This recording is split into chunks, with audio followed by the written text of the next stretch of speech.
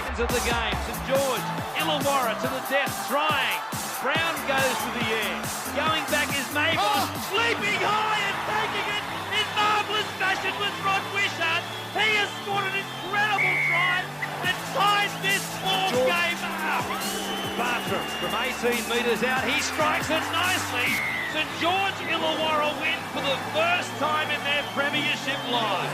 Here's Nathan Blacklock down the sideline, chipping over the top of Joel Kane. Got a red surface bounce to win the game for the Dragons and book himself a New South Wales Blues origin jumper. Oh, I'm not even a Dragons fan, and every single week that gets me pumped up. Episode 170 of the Red V podcast. We're here for another week. Your host, Curtis Woodward, and, drum roll, I've got my co-host back for the time being anyway. It's the man from the Rugby League roast, the great man, Dean Messiter, who obviously is a Dragons fan himself. Of course, the mighty Jack Clifton is still overseas. I see from Facebook his last post from a couple of days ago.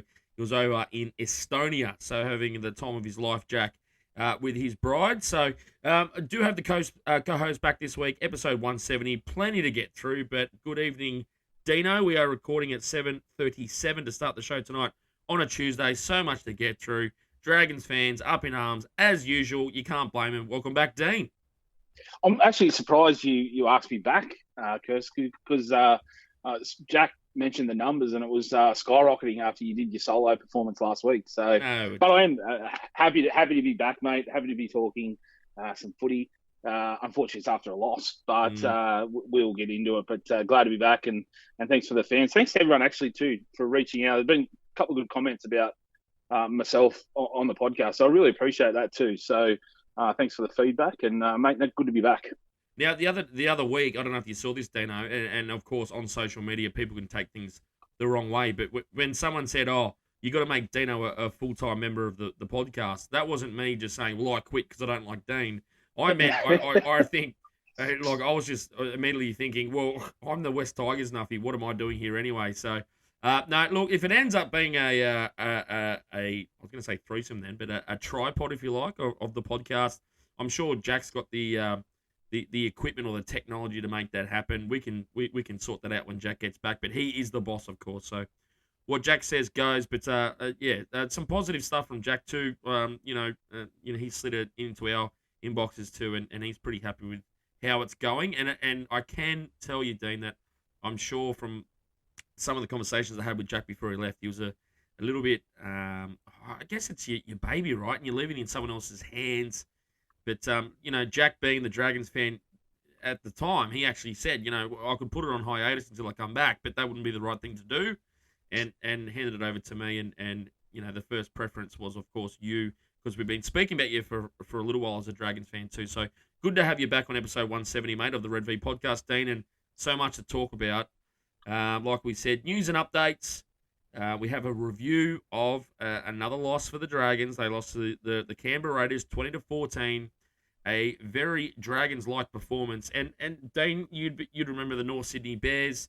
There's an old saying with the Bears, they stole defeat from the jaws of victory. And I feel like the Dragons do that more times than not, compared to, I don't have the stats in front of me, but they just find ways to lose games. I don't want to get into too much detail about it now, but really quickly, just a couple of thoughts really quickly on what happened on the weekend without stealing too much thunder from the match review. Yeah, look, I think you hit the nail on the head saying it was such a Dragons performance that, we hold in there right at the end and then let it go, having right there for the taking. And we will get more into it in the review. But, yeah, the first half was a bit disappointing. The whole game was really disappointing. And then you look at it and you go, shit, we only lost by 6 points. We really could have, easily won that by a lot. But, look, disappointing again. But we'll get into it a bit more. All right, so also tonight we, of course, have the Anzac Day preview, the blockbuster against the Roosters at the Sydney Football Stadium, now known as Allianz. We'll get to that very soon. Your fan corner questions, and I've got to say, some of the questions this week, some really in-depth, insightful questions. We'll get it to them a little bit later. And for the first time, because of last week, I threw it out to the fans and had some fan corner questions throughout the show, so I didn't feel so lonely. But we've got a special fan Who Am I this week, so we'll get to that soon. And he slid into Twitter this week. His name is I've got it right in front of me. Where was it gone? That's what I get. David White. What am I doing? David, thank you so much for your fan Who Am I question tonight. And he actually asked me, he said, do you know who it is without cheating? And I have not looked it up, and I didn't have it off the top of my head. So because I don't know it, Dean, by all means tonight, go crazy on Google when we hit that. All right. Right, yeah. Okay, so let's get into it. You won't hear me typing. It is episode 170 of the Red V podcast with Curtis Woodward and Dean Messiter. Let's get into it. It's the news and updates.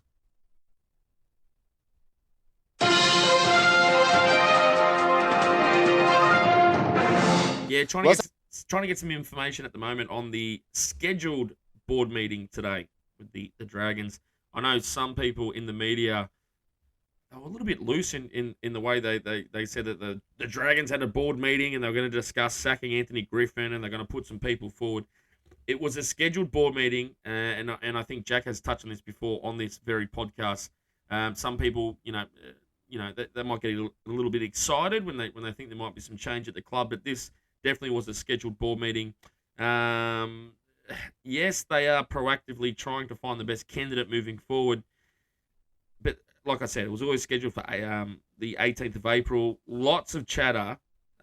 I've been saying on this podcast, Dean, I like Jason Rolls for the job, but also hearing too that it's almost a fait accompli that he will be the new Melbourne Storm coach when Craig Bellamy finally decides to hang up his coaching hat, whenever that might be. He might turn around and say, I might coach for another 1,000 years. But Jason Rolls, a great coach in the making. If that's the case and he is off to the Melbourne Storm, there's not many other options out there. And someone else mentioned somewhere on a different platform, and it might have been Triple M, I can't remember where I heard it over the weekend. Someone saying about Des Hasler with Ben Hornby as his understudy for 2 years, a little bit like what Tim Sheens is doing with Benji Marshall, the deal there. I'm not sure that's the same situation, Dean. Des Hasler has no links to the Dragons club, and knowing from the outside what type of bloke Des Hasler is, if he gets another coaching job, he's chasing premiership rings. He doesn't care about Ben Hornby, with all due respect to Des Hasler. He might know Ben Hornby, and most people think Ben Hornby's a pretty good bloke and a potential first-grade coach moving forward. But if you're Des Hasler, are you taking the Dragons coaching role purely to take the gig and get Ben Hornby ready for first grade? Or if you're Des Hasler, are you saying, no, I want the job because I want to win premierships? It's a tough one. Like, is he going to come in, and like use it as a bit of an audition to get another job somewhere else? It's how much actual coaching is he going to help Ben Hornby with? Does he look at it and go, it's too complicated, it's too much of a shit fight to come in, and he's not going to really get success? So after 2 years, yeah, sure, Ben Hornby might be better off with it, but he's not. So I don't see it as a viable option. I don't see, if I'm Hasler, I don't see that as something I really want to tackle. Does he want to do that at this time of his life? Yeah, I'm looking at going into a club that's at least well set up. We're still a couple of years away from a premiership, right? Easily. So he's not going to want to come in 2 years. He's not going to win a premiership unless a miracle in the second year. But so for me, I think at his age, he's looking at going to a club that's at least a bit more well set up, is challenging, and he can put his stamp on it and take that next step. So no, if I'm Hasler, I'm not looking at the Dragons. No, not if they come to him and say, look, we really like you, Des. We appreciate what you've done in the game. We want you to come and be a head coach, but we also want you to babysit Ben Hornby and look at the future. Like, Des Hasler's not going to, surely not. You're not going to look at it as, okay, I'm only going to be here for a couple of years and then an understudy's going to take over. He wants to come in and take over, and he's going to be there wanting to be contending for premierships in the next 5 years, right? That's his plan. He does not want to come in to anywhere to just coach someone else to take over. Absolutely. Because that's, especially a club like we are at the moment, it's not going to be a good look at the end for him. Curtis and Dean on episode 170 of the Red V podcast. We move on news and updates. And I've got to throw this in here. Sometimes we do the team list on its own, but I think this is truly in the top couple of things in the news and updates for this podcast as we record on Tuesday night. The Dragons announced their side for Anzac Day, and directly from the club, one forced change. Sewer's out with a shoulder, and Ben Murdoch-Masila is back into the team. Moga holds his spot on the wing. No Sullivan. Moses Umbai starting again. Your thoughts? I was actually coming in to blow up about the dropping of Jaden Sewer. I thought he was dropped, not it was forced change. Well, he could be dropped. He could be dropped. Shoulder injury. He could be dropped. I don't know, but a lot of clubs do that these days, where they say, yeah, someone needs a few weeks off. But yeah, I think what I'm trying to get at here, Dean, as a Dragons fan, and seeing some of the reaction from people on social media, what's going on? What's going on with the team?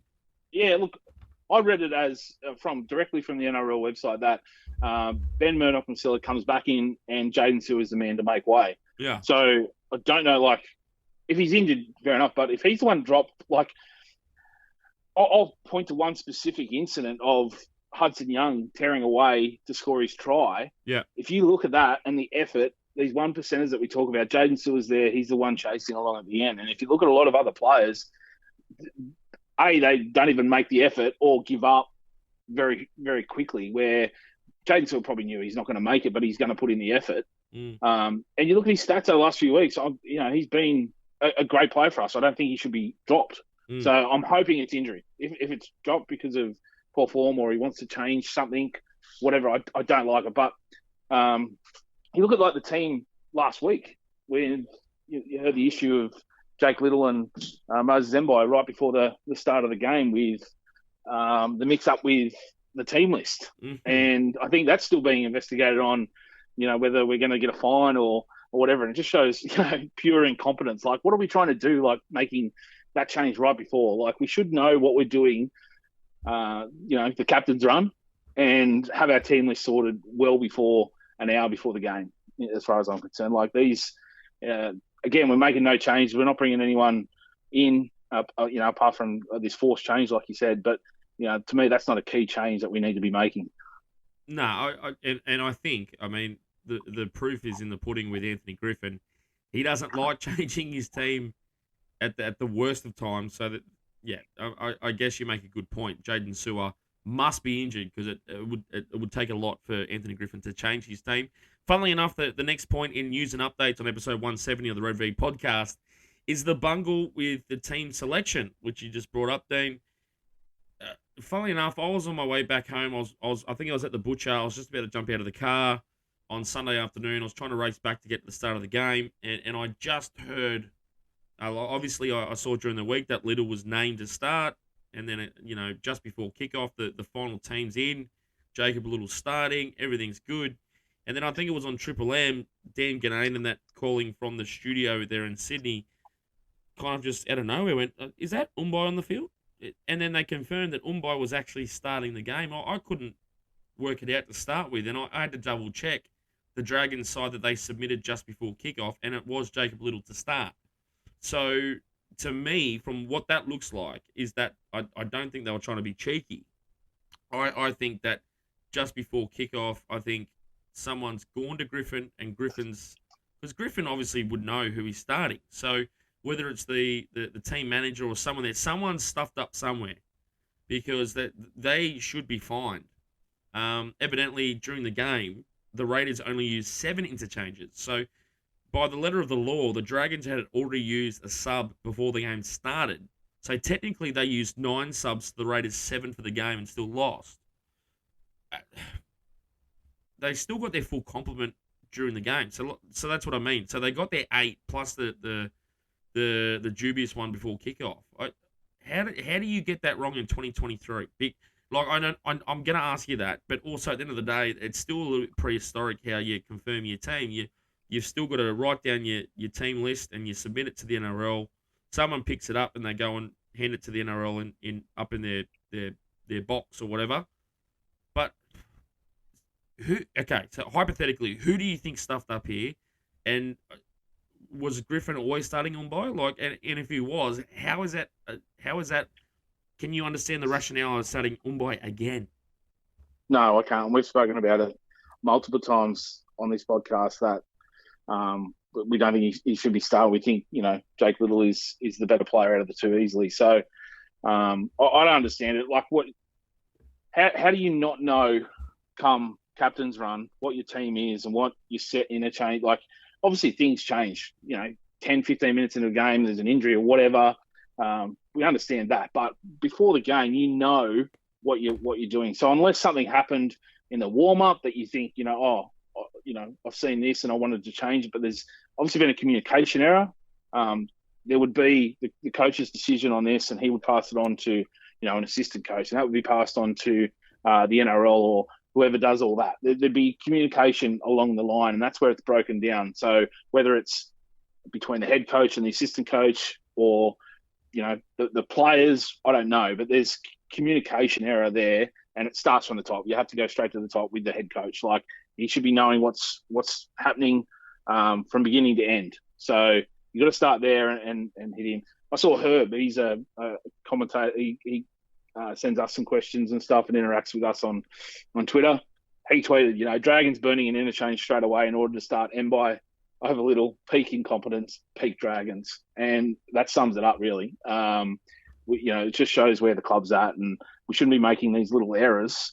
I don't know. They're still investigating. There may be no error. They may have got it in time, and it's just all a bit of media. But to me, it shows there's some serious communication errors. And, like I said, it starts from the top. Yeah, look, I'm just trying to picture this in my head.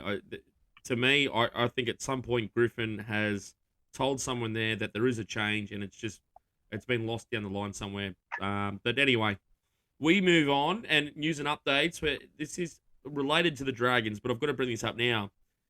We talk about the Dragons and the fact that Anthony Griffin and the team just won't budge. That this is their team. This is their 17.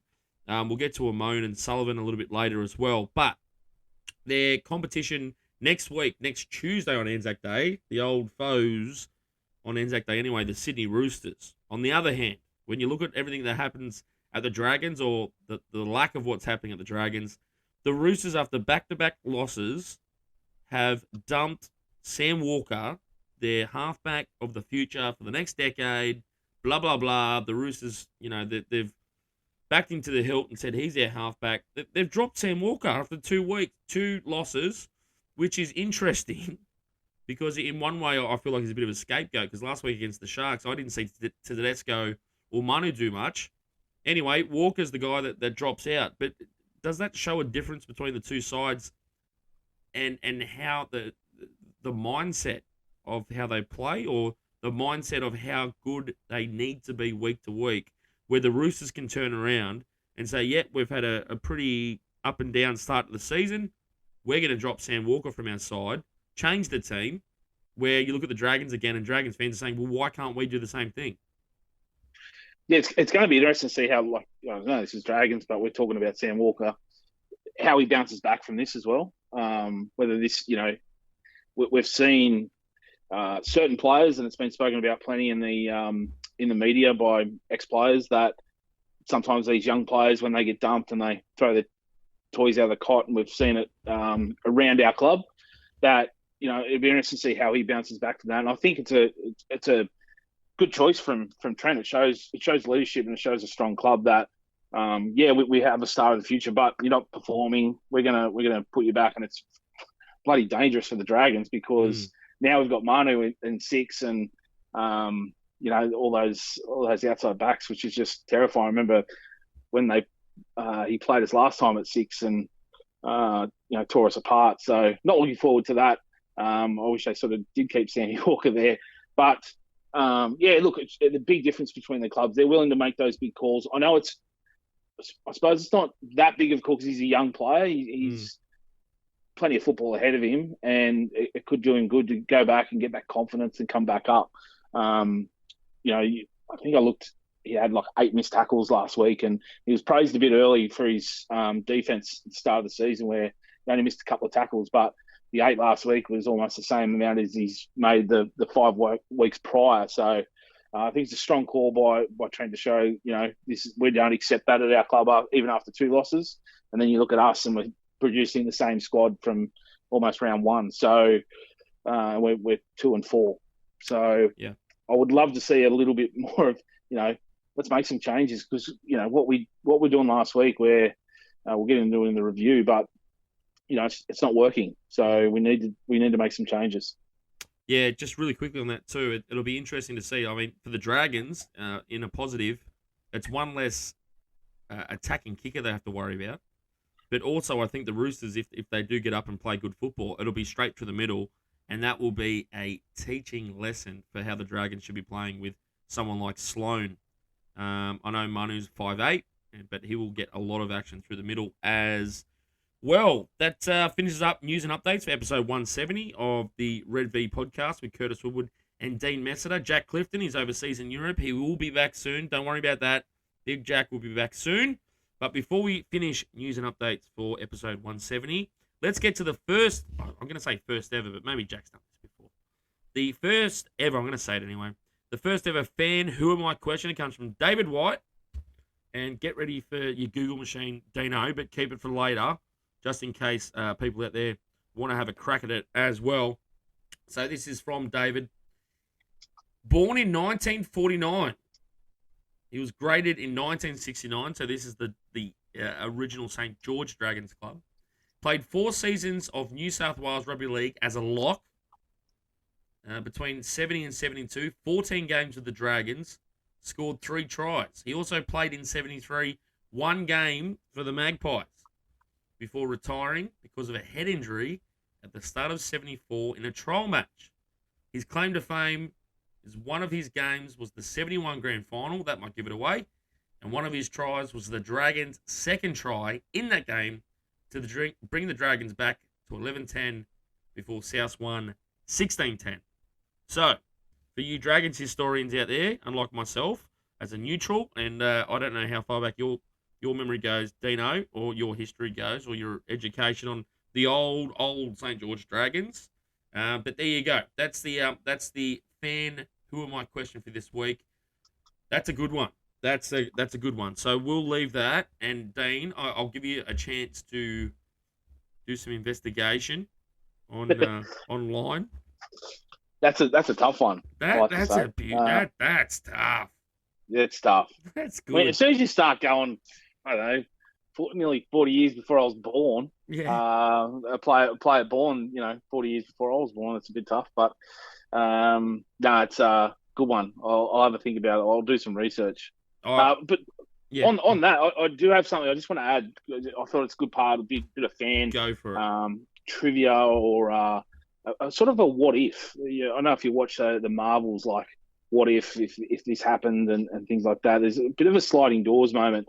Over the weekend, I listened to, and Joel Caine. He's spoken about when he was up and coming, about wanted to be signed by a club. He went for a trial and he got picked up by the Dragons, and they brought him in for video sessions after he wasn't really performing in training.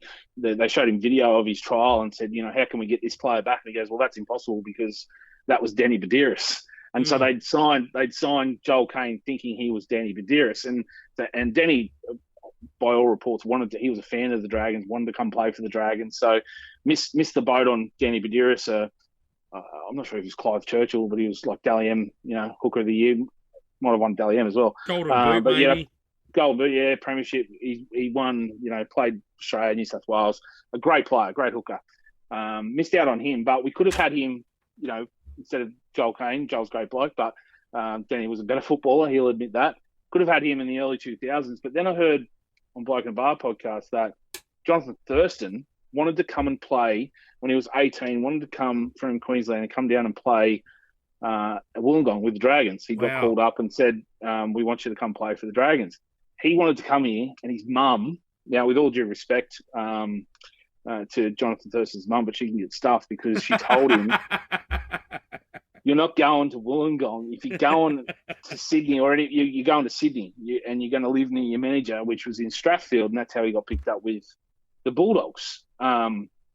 So we missed the Dragons missed out on Jonathan Thurston in the early 2000s. Now I'm thinking, what if we had Jonathan Thurston, Danny Badiris with that early 2000s, mid 2000s, late 2000s squad of including Trent Barrett, Luke Bailey, Ben Hornby,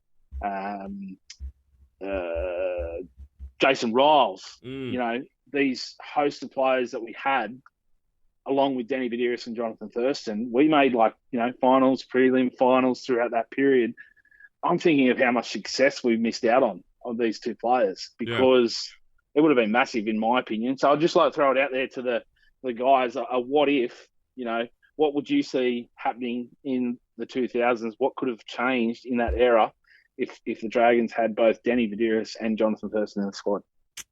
Very, very interesting. And like I said off air when you brought that up, is the Dragons through that really, really good period, they kind of chopped and changed their hookers and even their halves as well. I remember Matthew Head was a fantastic halfback that had real dramas with injury and whatnot. Don't think the Dragons would have been under the salary cap by that point if they kept Badiris and Thurston through that period. But what a team that would have been. I mean, seriously, that's Dragon sombrero right there. Yeah, 100%. Like, you got a future immortal. Obviously we're talking what ifs. If he comes to us, he might not have the career he had, but he was destined for Queensland at a very young age. And I just think, it would have been, I would have been a lot happier during those 2000s. I'll tell you that much. Let's not talk about 2005 then, mate. No. That's what I think. That's the first thing I thought of when, 2005 prelim, where our team then was talked about all through the year. This is the team to beat. The Dragons are the team to beat. And, it was a great he could have featured in a grand final winning team instead of a losing team if he come to us. But all due to JT's mum. Thanks, Mum. I don't know if you heard me scribbling then, but one of the things during the podcast is that Tepra's just she thinks that we're on video, Dean, so she's crawled in with a beer for me, like thinking we're on video. Thank you, Tepra. Hey, I will say when we used to do the wrestling podcast and we had video on, and your wife did walk in, thinking she could be seen, but I had to quickly close my eyes because, let's just say she probably shouldn't have been on camera when she walked in. She likes to walk around with the top off. What are you talking about? No, I was just going to say before that as well. Like every podcast for the Red V podcast while Jack's away, I try to think of a good quote from the podcast, and it's hard sometimes when you finish it. You got to have a bit of adrenaline going, and you just want to submit it and post it on Podbean and all that stuff. But I was just scribbling down now, and this potentially could be the title for episode 170. With all respect to Jonathan Thurston's mum, but she can go and get stuffed. That might be That's a good headline. Good headline. All right, let's move on. Next up is the game review. Raiders 20, St. George Illawarra 14. That's next up on episode 170 of the Red V podcast.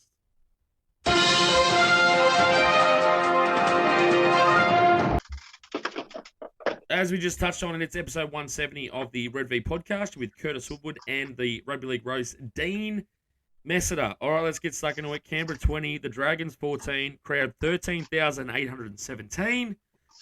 Geez, it was a dud start to the game for me. And in commentary, I think someone touched on it's been a long time since we saw a nil-all start. But we've seen everything in NRL 2023.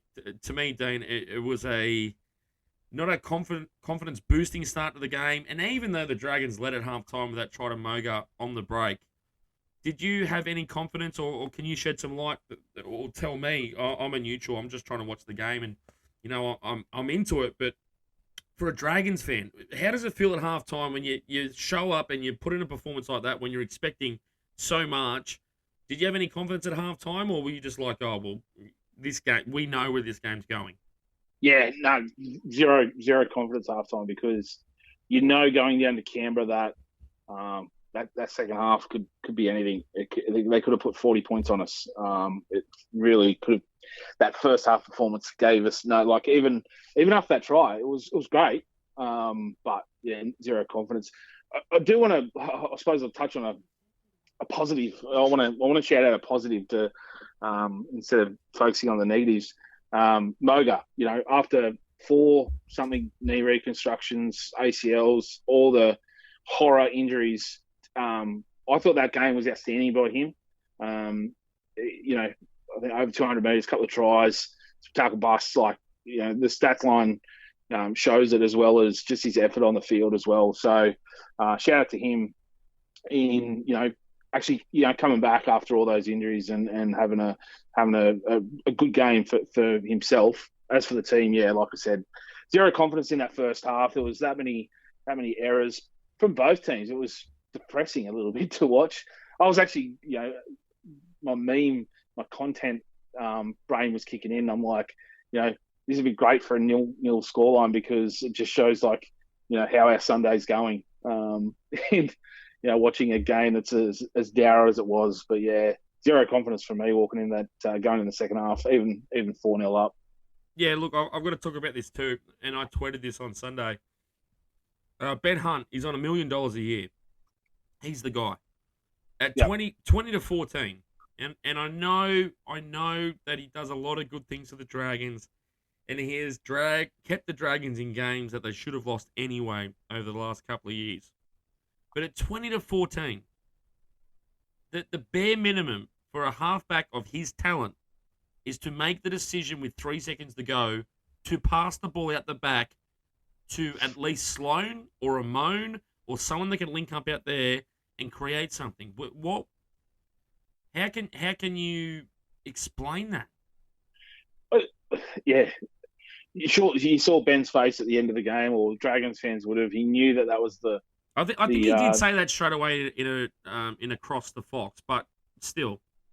I think it's almost like, okay, maybe Canberra's thinking, okay, he's going to go out the back, because 99 times out of 100, you would do that in that situation. And maybe he's thinking, okay, I'll get it over him. But surely you can see all those players right in front of him. It wasn't gonna work. But you need to make that decision to go out the back there. Even I don't know, first minute of the game, that's the decision. 30 seconds to go, that's the decision. The first set, if you first set after a repeat set in the second half, that's the decision. So he knew it was the wrong decision straight away, and yeah, he would give anything to have that one back, I reckon. Look, math is not my strong point. To the point where by year 12, weeks before the HSC, my math teacher, Mr. Kadios, had me up the back table, and he was just sitting next to me, and we're going through the Telegraph and talking about footy. He'd given up on me. So, honestly, playing footy and English was great for me, and history and stuff like that. But math, dead set. Who bloody needs it? But mathematically, even if you're Ben Hunt with 5 seconds to play, what are the chances? And I'll ask you this, Dean, percentage-wise. I don't know how good you are with math, but percentage-wise, what's the percentage chance of Kerr crashing over there when the Raiders are all over them like a seagull on a chip, compared to opening up something and let something breathe on the open side of the field? Give me a percentage chance of what you think it is Kerr scoring under the post, or at least throwing it at the back. What are the difference in chances there? I think even if I said 1%, I'm probably being, overestimating, being conservative. I think it's below 1%. Yeah, not good. Not good. Not good. But good. That's the thing. I feel bad. And I get what you're saying. He's our man. He's the one to make these decisions. I feel bad talking about him like that. Yeah. And it's just, you may look at the whole game and go, the whole game was a shit fight. We're just throwing things, left, right, and centre, and nothing's working. And maybe he's just, that's the frustration. There's build up of, the chat and the off, all these sort of things. I think it's just a build up, I think. And, like I said, and he even said afterwards, he would give anything to have that moment back and choose to go at the back. Yeah, look,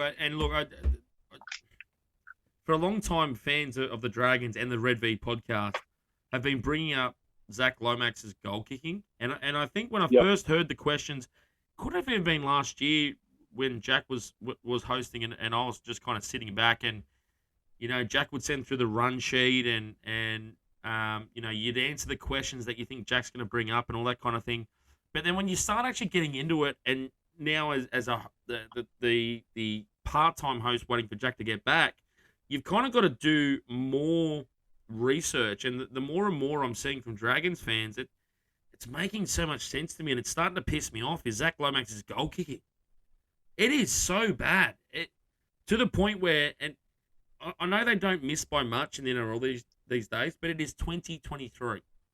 If players can consistently, halfbacks, kick field goals from 30, 40 metres out to win games, keep teams in games, and they're slotting them, and the ball's going 20 metres past the post through the middle. And look, I know rugby union players have been doing this for 30, 40 years, but now it's become such an important part of the game. I mean, they lost by 6 on the weekend. Yeah, 3 tries apiece, right? Yeah, he kicked 1 penalty goal and he missed all 3 conversions. And I've been hearing week in, week out, Lomax is losing games to the Dragons from his kicking. If this keeps going, he could, under a different coach, I'm saying. All right, so let's not go too far because it's still Anthony Griffin. But it's getting to the point where whatever Zach Lomax is worth on the open market, he's not going to another club. His manager cannot go to another club and say, okay, so we think Zach is worth $650 a year over 3 years. And the club's going to come back and go, what, as a goal kicker? And they're going to go, yep. And they go, well, no way. He's worth $500.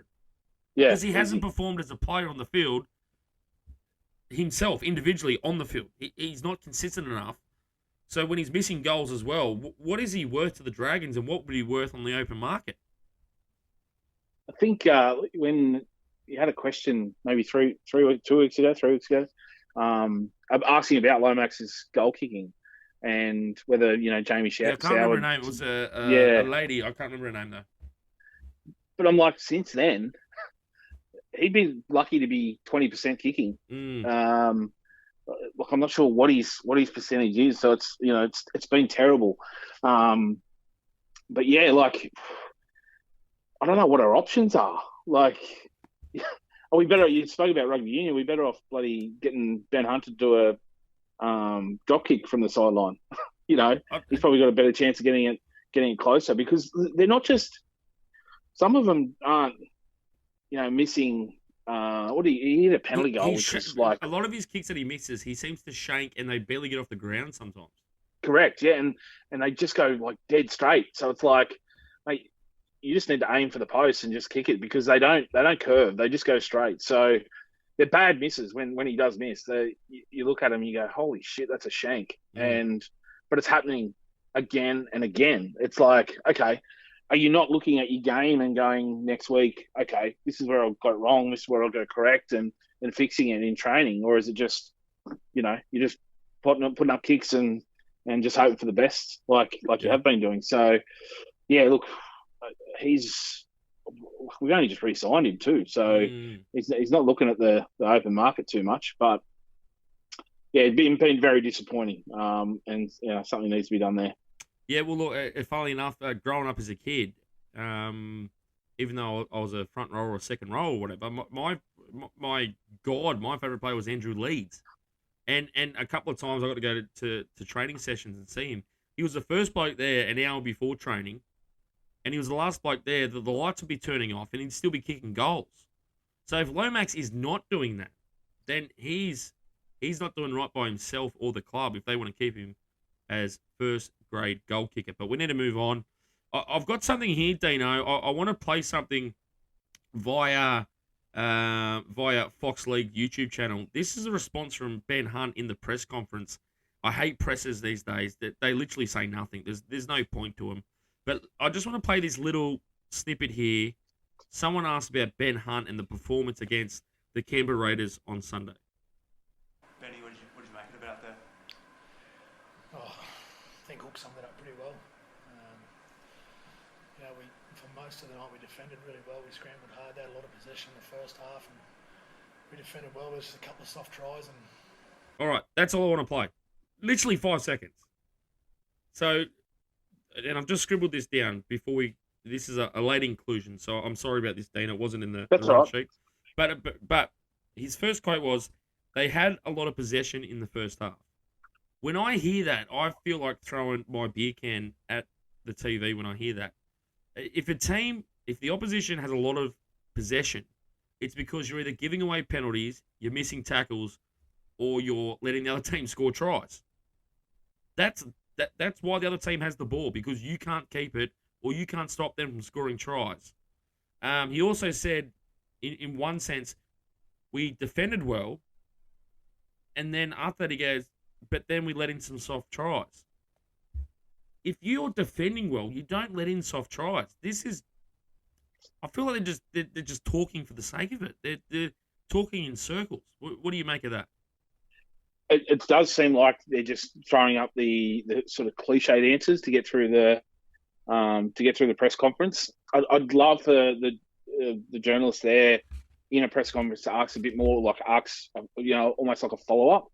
Have the stats ready and go, you say this, but and have something to come back and sort of challenge them, because I don't even listen to it like you said. Point. I don't know unless I wait for someone else to start talking about it, and then I'll go, okay, I'll go back and listen to it myself and see if I can, find something either funny or, clip it up with something else and make a bit of a meme out of it or whatever. But these days, it's just the same cliched answers. It's very, very rare. Like, there are some coaches that'll give you stuff, and there are some players that'll come out with a funny one, like Tyson Frizzell and Adam O'Brien over the hair pulling, incident. But it's like, that's a minor thing as well. So, look, it's frustrating, because we as fans, we want to know, we want to hear more. We want to, have some honesty and tell us what you really think, not just the cliched answers to get out of a tough situation. We want to see, he's our leader. Both our leaders are there in the press conference, our coach and our captain, and we've just coughed up one of the shite performances of the year. And, we want to know why. Like, I know we're going to get into the team review, but this is it, isn't it? Our possession was terrible. How come we gave up so much ball? Like, what's going wrong? Like, where were the errors? Was it communication? Was it that sort of stuff? We want answers on that, and we want answers from the top people, and they're the top people there, and they're giving a shit. So frustrating from the fans. Yeah, and it doesn't make sense. Yeah. And I looked at the stats as well, and apparently I could be wrong here, and please correct me if I am wrong here, but I had a look before we recorded tonight. Apparently the Dragons had more run meters than the Raiders with less ball. So that's even worse, because I don't. So I've got it here in front of me. I'll say it, so then you can go on and say. So we had more possession, right? Only by a minute. We still had more possession, more runs, more run meters, more post contact meters, more line breaks. Our average, this is from NRL.com. Yeah, had more in our average set distance, which I think is a great stat as well. It was around 45 meters per set, where the Raiders were 37. So like almost every stat in attack we were the better. It was even in tackle breaks. So the only thing that the Raiders got over us in attack was the kick return meters. Okay, so from all that, what that's saying to me is that the creativity of the team is still piss poor. So they're not doing. So teams can have less ball. So long gone are the days where everyone says you've got to complete to win games. It's not the case. It's what you do with the Bulldogs ball. Did it for like 2 years. Yeah, Bulldogs did it for 2 years, where they were the highest completing set thing in the comp. They won it, nearly come last. Yeah. So yeah, no, and that's what I'm saying is that the Dragons are still, and this might be a reality check for some Dragons fans, is that the proof is in the stats right there, is that the coach and the captain are coming out in press conference and saying, we're in the game. And I think even before that, at the start of the press conference, Griffin said, we were really tough, and, we had our chances and all this, blah, blah, blah, blah, blah. But really, the reality is that the Dragons had so many chances to win that game and took no chances throughout the 80 minutes.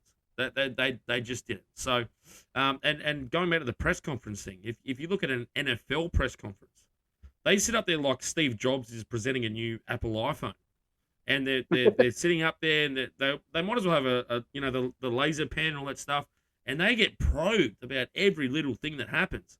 And isn't it funny? I can't remember the bloke's name, but there's a couple of English journalists that have come over and started writing for different outlets in Australia, and you kind of see the coaches and the captains going, "Oh, really? Do you really like? We're used to 2 minutes here. You're going to ask us in-depth questions about stuff we did on the field, and I don't know. I think it's a waste of time. Anyway, we'll move on. Mate, I just want to. I think it's Mike. Is it Mike Wood? Yeah, maybe. Yeah, Mike Wood. He's a hyphen or something. Maybe something like that. Yeah, Mike Whelan Wood, I think.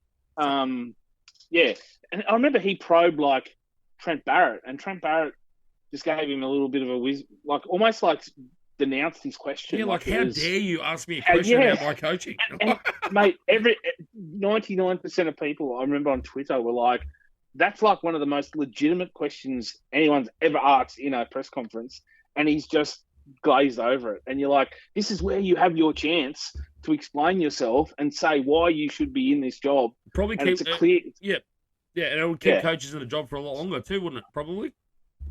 I think so. Like I would like to see. I think if they're more honest in a press conference, you would have fans almost defending them. Yeah, because they're like, he come in and he gave the answer. When then the media then starts attacking the coach, you would want to defend your coach by saying no, he's honest, and I just think it would change the perception a little bit. Yeah, absolutely. Let's move on because we're, I'm looking at this time on this computer here, Dana. Run a bit over. No, that's fine. We're going to get through this real quick, but the first time we were on and we actually said on the episode that we had major dramas with my very old computer that I used to use it. New South Wales Cup games, where basically it's old as hell. I've done a few things to it, and it says available recording time 11 hours 48 minutes. Dana, how about that? Anyway, yeah, we might have a few minutes spare. I reckon. No, I think we're gonna get in trouble if we go too much longer than normal. Anyway, look, I've got a quick point here about Amon, the 5'8", and I brought it up last week. I thought this. I said last week on the Red V podcast, episode 169. The Dragons were already under pressure. Amon needed to stand up, and maybe someone at the club, if it wasn't Griffin, someone needed to leave a little note or some stats from Jaden Sullivan's performance that week in New South Wales Cup, where Sullivan's been killing it and waiting for his spot back in the Dragons starting NRL team. So Amon on the weekend, according to NRL.com, 5 fantasy points. Now, that's the lowest, I think. I think there was a bench player that finished with less than that. 12 runs for 67 metres, no assists of any kind. I went to nswrl.com.au to see how Sullivan went on the weekend against the Raiders. 49 fantasy points, 10 runs for 84, 2 line break assists, 1 try assist. So what's going on there? I think it's one of the very few times I've ever seen a player have more missed tackles than tackles made. He's had seven tackles made for eight missed tackles, which is unfortunate. But you look. That's probably one of the big reasons of five fantasy points. But why not? Instead of buying the 14, why are we not putting just make that simple change for 1 week? Try it out. Isn't that the point of reserve grade though? If a player goes down, if he comes back and plays well, and the guy in first grade doesn't play well, that's depth. You change your player. Yeah. Because for me, Sullivan provides that. He can play both hooker and 5'8". You can shift it around a bit. I know you don't want to be making a change on your 5'8" during a game, but put that pressure on Amon. Like if he doesn't perform, then we're going to pull you and we're going to put Sullivan on, or switch around and just make some changes. But we want to see something fresh. We want to see something different. We're seeing the same thing week in, week out. We're 2-4. Give us something. Please. Yeah. Look, I didn't even have this in my notes, but I just remember this from the Sunday game.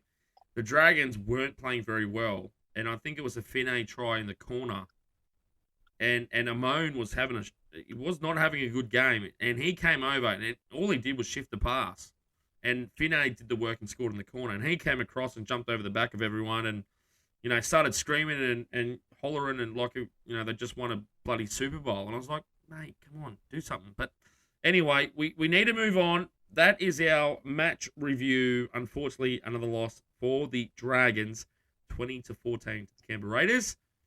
This is episode 170 of the Red V podcast. You're with Curtis Woodward and Dean Messiter. Jackie will be back in a couple of weeks. Up next, it's the Anzac Day blockbuster preview. The Dragons and the Roosters at the Sydney. What is it? Sydney Football Stadium? Allianz. Yeah, is it Allianz? I couldn't even say Sydney and Football Stadium together. SFS. It's at Moore Park.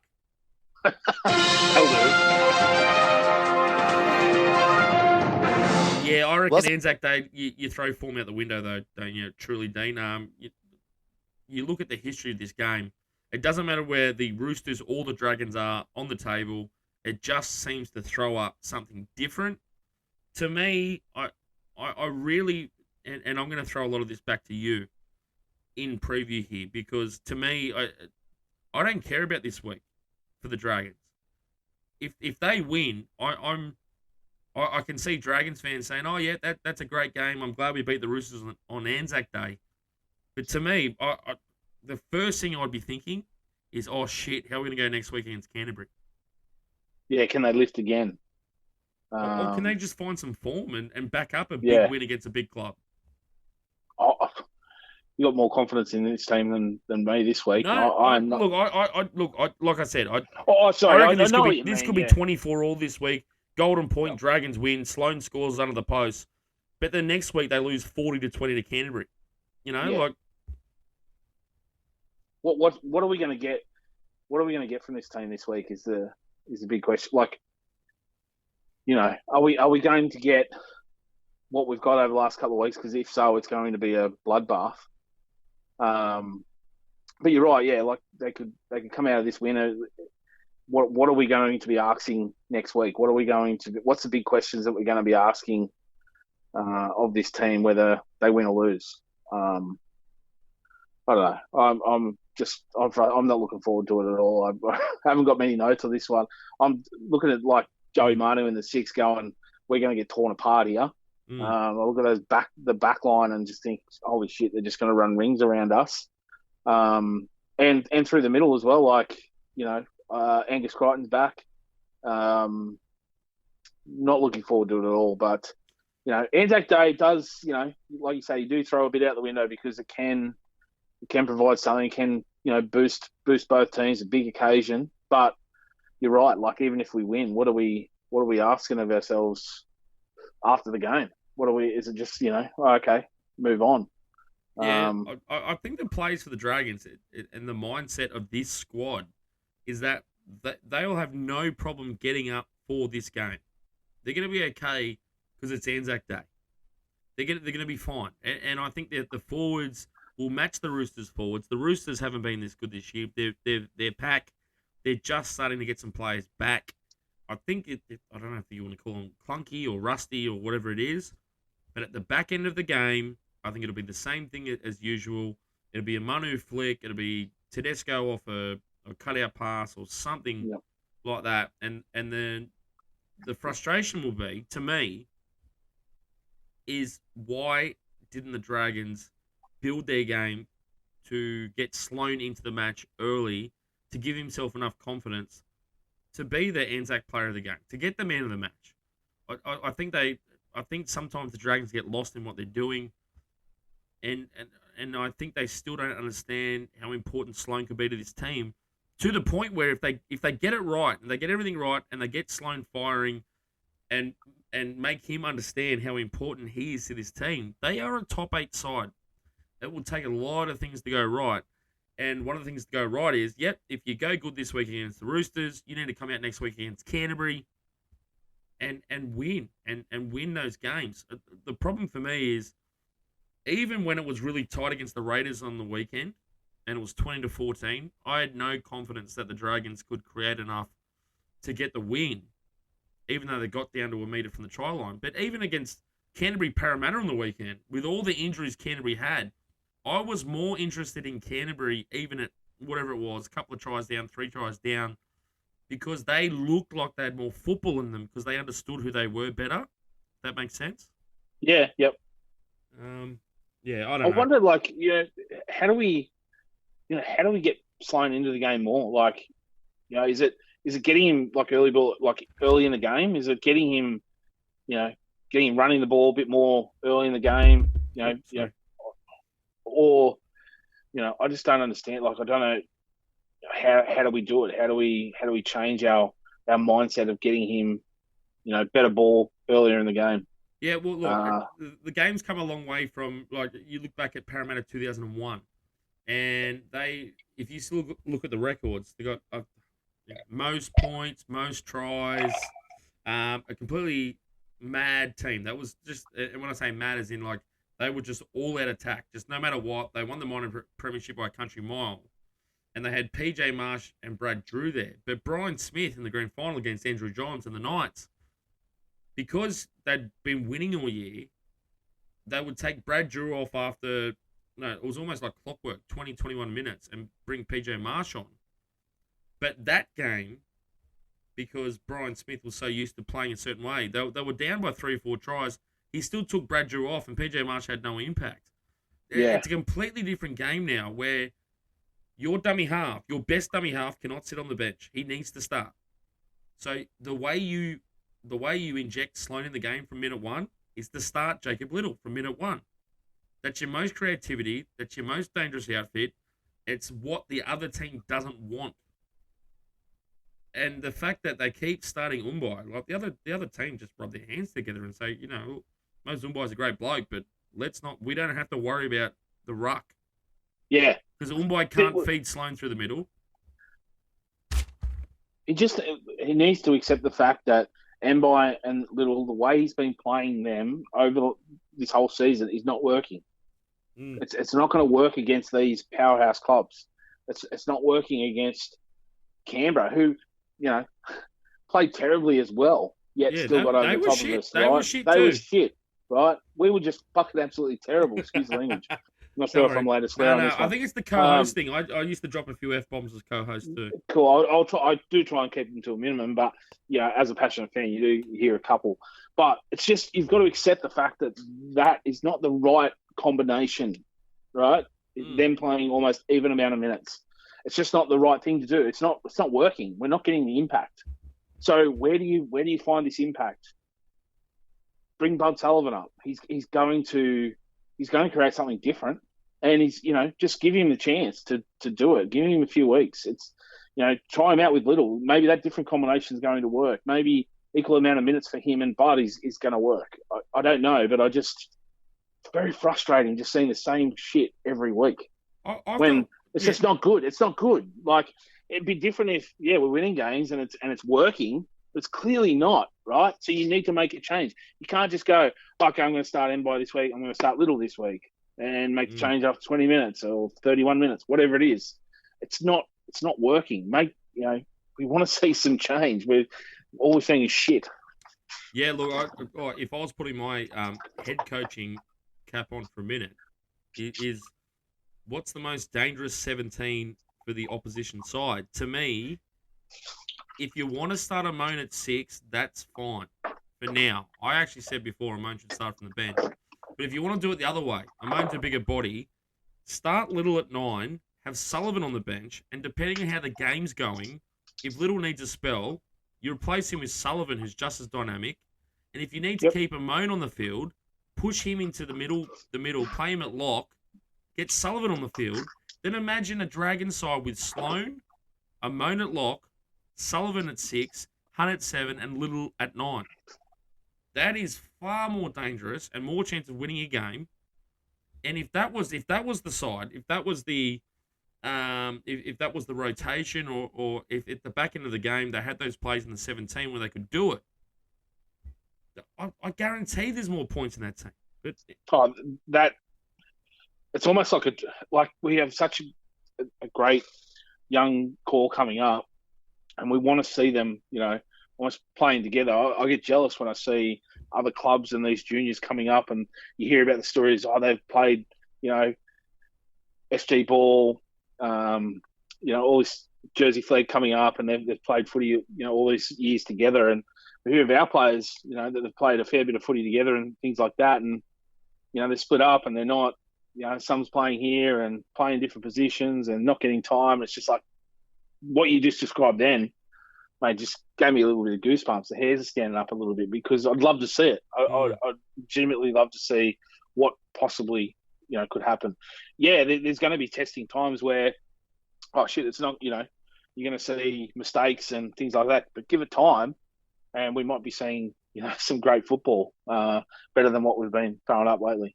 Yeah, we're going to move on. But my final comment on that is that the Dragons have gone far past the point where it's okay to get an arm wrestle and lose a game in the last minute. The Dragons need to be confident enough to get their best team out there or their most offensive-minded side out there and just win from the start. But anyway, we need to move on, and let's finish up. Before we get to the fan Who Am I, which hopefully Dean's been doing some Googling because I've got no idea who it is. Let's get to the fan corner questions. This is 170? 170. Episode 170 of the Red V podcast. It's Curtis Woodward and Dean Messiter. Fan corner questions are next.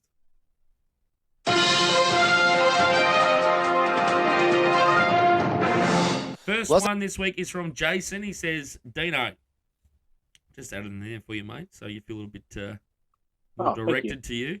What do you think Ben Hunt will do when the axe drops finally on Anthony Griffin?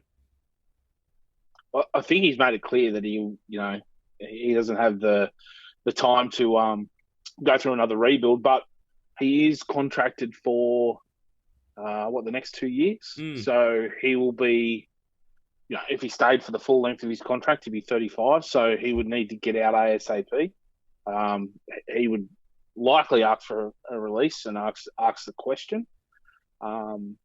We would be silly to let him go, but you don't want to just kind of play. I don't think Ben Hunt's the type of player where if you said no, he would start kicking the cones around at training. But I could be wrong. I think he would still go out and perform at his best. I'd like to think so anyway. But let's say if they sack, let's say the next 4 weeks, Griffin's sacked, looking at an interim coach or trying to find someone. He's still there for 2 years. I think he's there for the end of the year, depending on what when they bring in a new coach, whether it's announced in August or even later, depending on who they bring in. If they bring in like a young coach where they're going to go through a rebuild, then he might likely go and say request a release. If they bring in someone with a bit of experience, like there's talk of Shane Flanagan, whether the two sides can agree, he may want to stick around and go, well, he might get the best out of the team. He's a bit of an old school coach. He's been there before as well. But ultimately, I think if they sack him, he would be in the off-season at least asking for a release. Whether we grant it to him, that's just our board. I'm not sure. This one's from Tim. Looking at the best coaches in rugby league, they are backed by great front officers and support staff. If the Dragons find the right coach, do they have the organisational structure? This is my writing. Organisational structure in place to allow the best coach possible to succeed at the club? No, look, I don't think so. You look at all the successful clubs, you never hear of the board at all, really. Any top club, you're not hearing of the board and what they're saying. It's almost they're two totally separate departments. And the clubs that are going shit house, it's always there's board disruptions and things. You look at like West Tigers, us, stuff like that. So. No, I don't think a new coach has that chance to succeed. We really need to get our shit organised in the front office. Should have been done years ago. But I don't know. I'll say I'm not a huge fan of having two. You have to have a certain amount of board members from the Illawarra side and a certain amount of board members from the Dragon side. You need to have the whole group, the best who's in. The best available people for the job. we have to have 4 of these people and 4 of that people. It's just get 8 of the best people, or however many it is, and that way you're getting these people that want the best for this club. Not I want the best for the Dragons, I want the best for the Illawarra side. You need to get on the same page. So at the moment, no, we don't. Whether that changes, who knows? This one's from Macca. Why has it taken so long to switch Sully and Lomax back?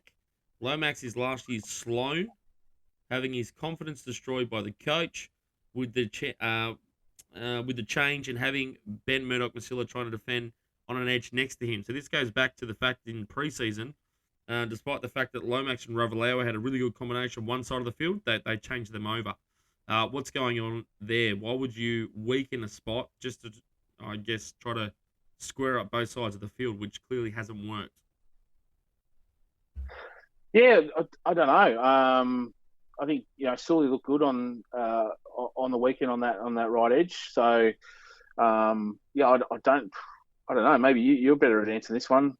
Yeah, look, to me, from what I can see, is Lomax was much better on the other side of the field, and I think the change happened because I think they were just kind of trying to shore up both sides of the field. But it's much more than just doing that.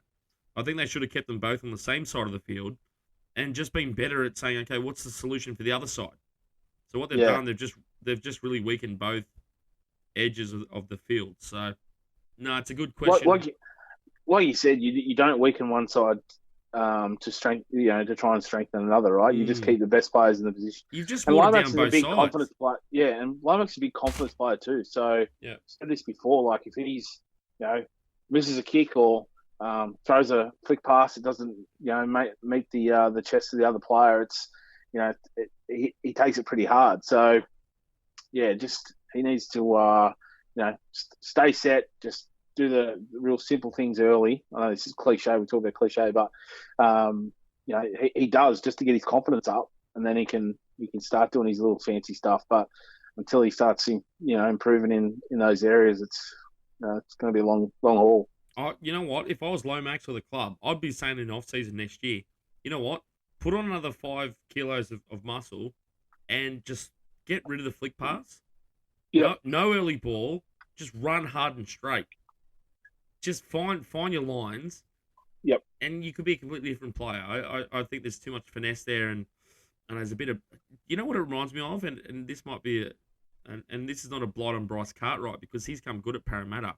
I think there's a bit of Bryce Cartwright between the ears with Lomax. I think he's heard too much for too long from outside voices that have told him, yeah, mate, you're going to be a gun, you're really good at your job, blah, blah, blah. But you haven't seen it on the field. I don't know what it is. But anyway, let's move on.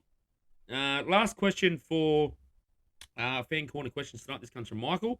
After 7 rounds, we've won 2, been flogged twice, and lost away by 6 or less. I think there was a Redcliffe and Canberra in there too. I think that's what he's getting at. The goal kicker has hurt us. That's Lomax. We were tipped for the wooden spoon. After the season is 27 rounds with 3 byes. It means we've played a quarter of our games. What does our report card say after first term? Mr. Teacher, Dean Messiter. Oh, geez. D-, I would say. Very, very low. I think he touched on, the goal kicking has hurt us. I think when, if you're in a game where, like last week, where we scored a try and then it was 20 to 14. If we had a couple of goal kicks there, it's 20 to 18, and we're thinking about that game a little bit different, like where a try wins the game, not we have to score and convert to tie it up. There's a different mentality there. So I would say our mentality going into late in games, like we had that fallout of the Broncos, was terrible. You still there, mate? Sorry. Yeah, no, I'm here. Got my kids bloody messing around on the phone. I would say, we need to, concentrate on the back end of games. We sort of, if you're looking at a school term, drifts in and out, daydreams. I would say that we not concentrating as much as we should be, and really need to be honest, just concentrate on some of the simple things, because we are making really simple errors that if we I don't know 6 less errors there in that Canberra game, we win it. So we need to be concentrating on some of these simple things. Concentrate, less daydreaming. And like I said, concentrate. I can't say it enough. Yeah, It reminds me a little bit of my primary school reports. It shows potential, but lacks attention to detail, and really doesn't give a shit about the end result. Really, I would say we don't work well with others either. So. All right, let's get to the end of episode 170 with Curtis Woodward and Dean Messiter on the Red V podcast. All right, let's go. The Fan, who am I? What did you come up with, Dino? What year did you say this person was born? 1949. So the only person I've got, I went straight for that. I thought that was an easy one to find out, right? Born in 1949. There's one person that played for the Dragons that was born in 1949. Mm. And that was Lindsay Drake. All right. Well, that's what we're going with. Can you say no? But what was the other stats? Can you give me some stats? Born in 49, graded in 69, and he played 4 seasons of first grade, 14 games for the Dragons in 3 years, and then 1 game for the Magpies in 73. Yeah, well, he only where is he? Lindsay Drake here. No, he played with us and Manly, so it's not him. Right. But that's the only player born in 1949 that played for the Dragons. Okay, well there you go. We've been stumped. We have been stumped. The first Fan, who am I question? That's good. That means that someone out there is going to get it. They might already have it, and they might already be reporting that back on Podbean or through the socials. But we do not have it. That's good. We don't. That's good. No, that's good. That's a great question tonight, and that's a really good Fan, who am I question tonight. Dino, thank you so much, mate. Everything went well. All the technology worked. Thank you so much for being with us. What's your, really quickly, because I didn't get to this before in the match preview, really quickly, your prediction for Anzac Day. Dragons and the Roosters at Allianz Stadium. A quick prediction for that game. Do you want my honest answer here? I want the Dragons. I want your Dragons answer, and I want your honest answer. Well, Dragons' answer is we win this game. It's going to be a tight one. I'm thinking like 17-16. Nice. I can see a Ben Hunt field goal, the crowd erupting with 10 seconds to go, that magical Allianz crowd on Anzac Day, one of the greatest traditions in our sport, and just be fantastic to see that happen. My honest answer is we're walking out there with 50 points on us. Ooh. I just don't see it. That is truly, I reckon that's how most Dragons fans are thinking about their club at the moment. Like, honestly, come at me on social if you think I'm wrong in that, because I would legitimately, I want to know, like, as a true honest, if you're telling me your honest Dragons prediction for this against the Roosters on Anzac Day, the way we've been playing, it's Roosters 13 plus easy. All right. And by the way, Dano, I am going with that Jonathan Thurston title for the podcast tonight, by the way. Go for it, mate. Yeah. Beautiful. I love it. I posted it on the clip. I was like, hey, with all due respect to his mum, she can get stuffed. Because, mate, give me Jonathan Thurston in the mid-2000s at the Dragons every day of the week, please. I'm just going to do a quick Google and health check on Mr. Thurston's mum before I do that. But No, don't worry. Don't worry. I already did that before I posted the comment. I did, 100%. I did not. Hey, I was like, we're good modern day journalists, mate. Correct. You do not want to make that mistake this day and age. Dano, thank you so much, man. It's been a pleasure, and we'll speak to you next week on episode 171 of the Red Thanks, mate. Talk Podcast, buddy. soon. On behalf of Dino, my name is Curtis Woodward, and in the words of Jack Clifton, who will be back very soon, let's go those mighty Dragons.